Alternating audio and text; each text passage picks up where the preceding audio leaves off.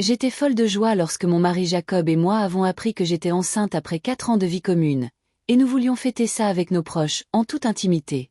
Parmi les invités se trouvait Nancy, une collègue de longue date, presque une épouse de travail pour Jacob, une personne que je n'avais jamais appréciée et qui avait toujours lancé des remarques désobligeantes à peine voilées. Pourtant, par égard pour Jacob, je la supportais.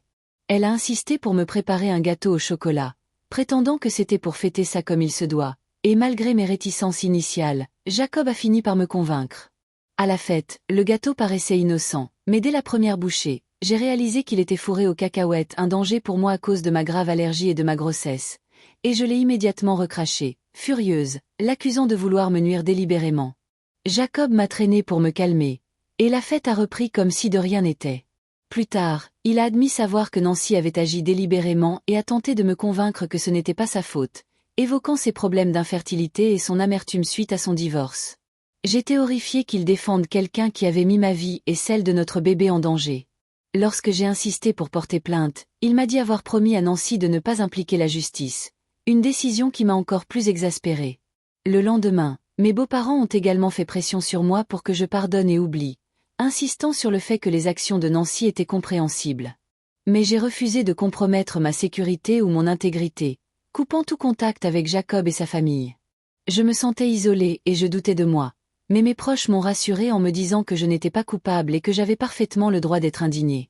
Après quelques jours de réflexion, j'ai choisi de ne pas porter plainte, privilégiant ma tranquillité d'esprit tout en envisageant une ordonnance restrictive.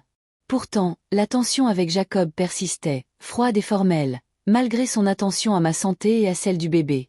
J'avais besoin qu'il reconnaisse son erreur et j'ai posé comme condition une réconciliation uniquement s'il s'excusait sincèrement. Quelques jours plus tard, Jacob est venu chez mes parents avec des fleurs et des chocolats. Il m'a prise dans ses bras et s'est excusé d'avoir défendu Nancy, admettant son entêtement et son égoïsme, mais reconnaissant qu'elle n'avait aucun droit de me faire du mal. Il m'a assuré avoir coupé les ponts avec Nancy et qu'il me soutiendrait dans toute action en justice que je souhaiterais entreprendre contre elle. J'ai cependant insisté pour que nous nous concentrions sur nous et notre future famille. Les jours suivants, nous avons renoué les liens, communiquant sans cesse, et j'ai finalement retrouvé Jacob, prête à commencer notre vie à 3. Mes beaux-parents, d'abord distants et critiques, sont finalement venus nous rendre visite et ont tenté de s'excuser, mais pour des raisons que j'ai jugées hypocrites. Ils ont lié mon comportement à leur conception d'une bonne mère plutôt que de reconnaître les faits. J'ai fermement maintenu que mes choix étaient motivés par ma propre sécurité et le bien-être de notre famille, les laissant libres de juger. Tout au long de cette épreuve, Jacob et moi sommes restés fidèles à nos priorités, notre santé, notre bébé et notre mariage.